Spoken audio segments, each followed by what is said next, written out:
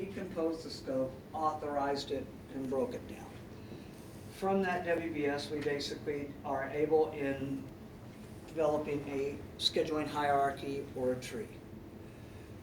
After that, we basically get into utilizing the contract or scope documents to break down and identify how the project's going to be done. Then we're able to basically identify the final, or what we call the true parent-child relationship.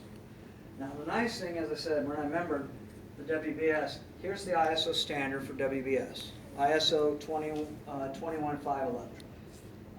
It's also addressed fairly well in the Guild Compendium, which I did give you in section 3.4. I like how we demonstrated it in the compendium. It's like a Lego block, and that's really what we're doing. We're blocking and building that relationship. So we utilize these blocks to get down, and then in the end, we identify the CBS, not the CWBS we talked about earlier, but the CBS, or the cost breakdown structure. And the cost breakdown structure is the lowest level of the WBS. Do not separate it and make it its own element. As I said, that is not the definition. If you did that and you're validating or doing an EVM and audited, you failed that.